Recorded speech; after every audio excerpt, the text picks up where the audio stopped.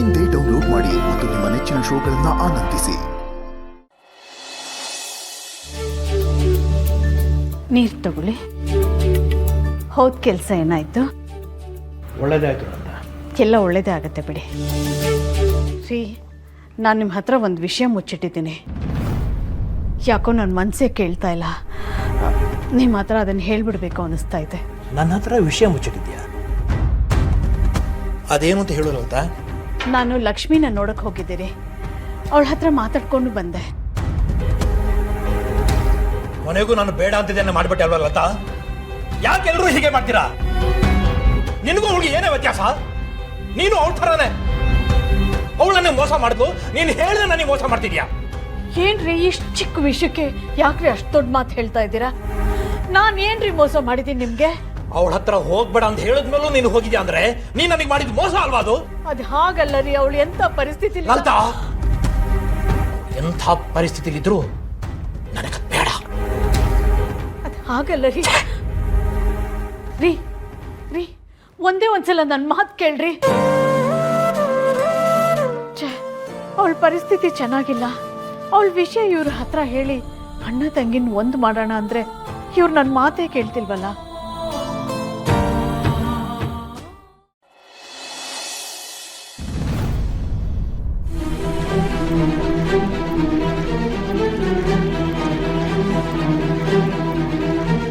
ನಿಮ್ದೇನಾದ್ರು ಪ್ರಶ್ನೆ ಕೇಳೋದಿದೆಯಾ? ಇದೇ your honour.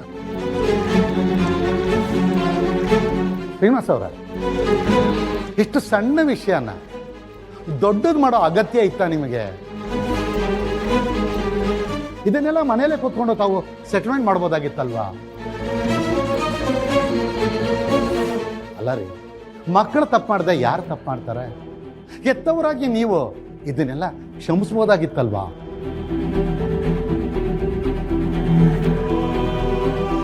ಸ್ವಾಮಿ, ಮಕ್ಕಳು ಎಂತೆಂಥ ದೊಡ್ಡ ತಪ್ಪುಗಳನ್ನು ಮಾಡಿ ಆಮೇಲೆ ಅವರ ತಪ್ಪಿನ ಅರಿವಾಗಿ ಅಪ್ಪ ಅಮ್ಮ ನಂದು ತಪ್ಪಾಯಿತು ಅಂತ ಕೇಳ್ಕೊಂಡವ್ರನ್ನ ಕ್ಷಮಿಸಿರುವಂಥ ನಾಡು ಉದಾಹರಣೆಗಳು ತುಂಬ ನಮ್ಮ ಸಂಸ್ಕೃತಿಲಿದೆ.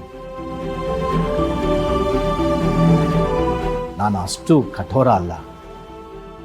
ನಾನು ಎಲ್ಲ ರೀತಿ ಹೇಳಾಗಿದೆ ಸ್ವಾಮಿ, ಆದರೂ ಅವ್ರ ತಲೆಗೆ ಹೋಗಿಲ್ಲ. ಸಾಮ ದಾನ ಭೇದ ಎಲ್ಲ ಪ್ರಯೋಗ ಮುಗಿಸಾದ ಮೇಲೆ ನಾನು ಈ ದಂಡನ ಪ್ರಯೋಗ ಮಾಡ್ತಾ ಇದ್ದೀನಿ.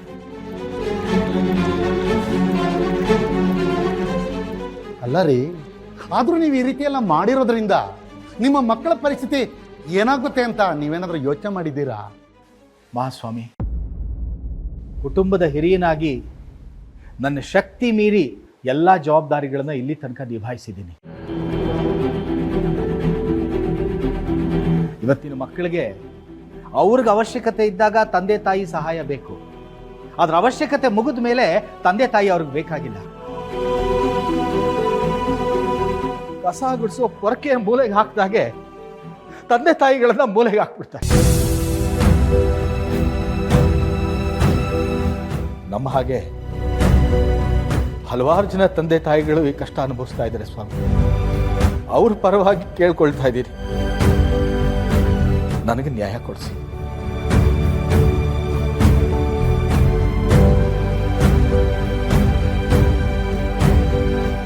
ಅಲ್ಲಿ ಕೂತಿರೋಳು ನನ್ನ ಹೆಂಡತಿ ಸ್ವಾಮಿ, ಲಕ್ಷ್ಮಿ ಅಂತ.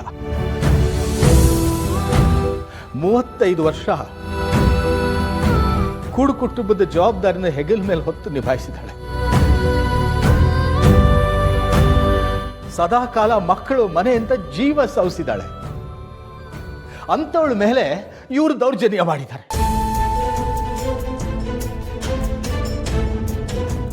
ಅಂಥವಳ ಮೇಲೆ ದಬ್ಬಾಳಿಕೆ ಮಾಡುವಂತ ಹಕ್ಕು ಏನಿದೆ ಸ್ವಾಮಿ ಇವ್ರಿಗೆ?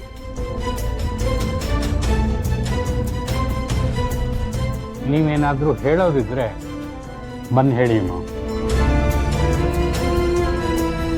ಮಹಾಲಕ್ಷ್ಮಿ,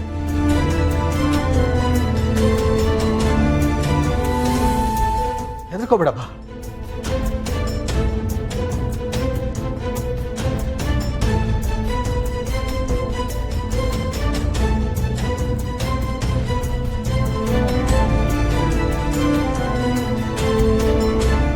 ಎಲ್ಲ ತಂದೆ ತಾಯಂದಿರು ತಮ್ಮ ಮಕ್ಕಳನ್ನ ರಾಜನ್ ಥರ ನೋಡ್ಕೊಳ್ತಾರೆ. ನಮ್ಮ ಮಕ್ಕಳನ್ನ ನಾವು ರಾಜ ಥರ ಸಾಕಾಗದೇ ಇದ್ರು ನಮ್ಮ ಯಜಮಾನ್ರು ಅವ್ರ ಶಕ್ತಿ ಮೀರಿ ದುಡ್ದು ಸಾಕಿದ್ದಾರೆ.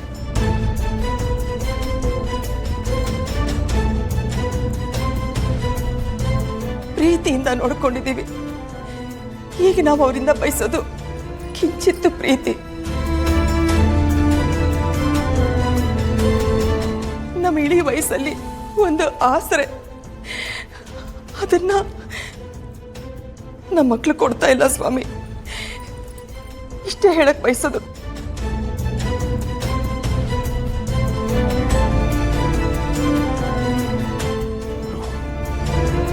ಅಪ್ಪ ಅಮ್ಮ ವೆಂಕಿ ಈ ಥರ ಆಡೋದನ್ನ ನಮ್ಮ ಕೈಲಿ ನೋಡೋಕ್ಕಾಗ್ತಿಲ್ಲ ಬ್ರೋ. ದಯವಿಟ್ಟು ನಾವು ಹೋಗಿ ಅವ್ರ ಹತ್ರ ಕ್ಷಮೆ ಕೇಳ್ಬಿಡೋಣ. ಅವ್ರ ಕೇಸ್ ವಾಪಸ್ ತಗೊಂಡು ತಲೆ ಕಟ್ಟಿದೆ ನನಗೆ. ದುಡ್ಡು ಬೇಕಾ ಬೇಡವಾ? ಲ್ಯಾಪ್ಟಾಪ್ ದುಡ್ಡು ಬೇಕಾ ಬೇಡವಾ?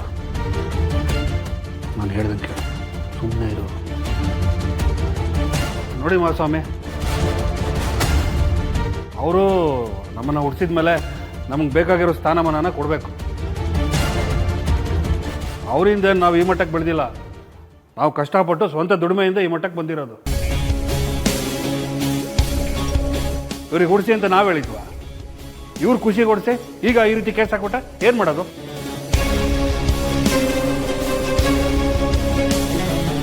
ಏನ್ರಿ ಮಾತಾಡ್ತಾ ಇದ್ದೀರಾ ನೀವು? ನಿಮಗೆ ಅವ್ರ ಜನ್ಮ ಕೊಟ್ಟಿದ್ದಕ್ಕೆ ನೀವು ಅವ್ರಿಗೆ ಋಣಿ ಆಗಿರಬೇಕು. ಅದಕ್ಕೇನೆ ಪಿತೃ ಋಣ ಮಾತೃ ಋಣ ಅಂತ ಇರೋದು. ಭಗವಂತನ ಪ್ರೇರಣೆ ಇದ್ರೇನೆ ಮನುಷ್ಯನಾಗಿ ಭೂಮಿ ಮೇಲೆ ಹುಟ್ಟಬೋದು, ಇಲ್ಲದೆ ಸಾಧ್ಯ ಇಲ್ಲ. ಅಲ್ರಿ, ನೀವು ಮಕ್ಕಳಾಗಿ ನಿಮ್ಮನ್ನು ಅಷ್ಟು ಚೆನ್ನಾಗಿ ನೋಡ್ಕೊಂಡಿದ್ದಾರೆ, ನೀವು ಅವ್ರನ್ನ ಚೆನ್ನಾಗಿ ನೋಡ್ಕೊಳಕ್ಕಾಗಲ್ವಾ ನಿಮಗೆ?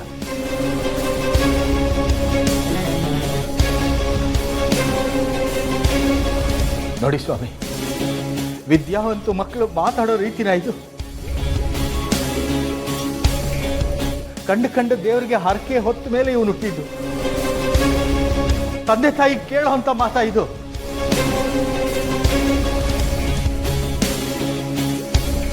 ಆಗ್ಲಿ ಸ್ವಾಮಿ, ಅವನು ವಾದಕ್ಕೆ ಬರ್ತೀನಿ. ನಮ್ಮಿಂದ ತಾನೇ ಅವನು ಹುಟ್ಟಿರೋದು. ಅಂದ್ರೆ ನಾನು ಕೊಟ್ಟಿರೋ ಜೀವ. ಹಾಗಾದ್ರೆ ಆ ಜೀವನ ವಾಪಸ್ ಕೊಡಿಸಿ ಸ್ವಾಮಿ.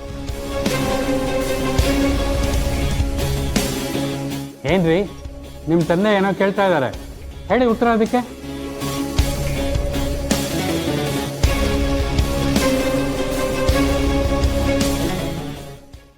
ಲಕ್ಷ್ಮೀ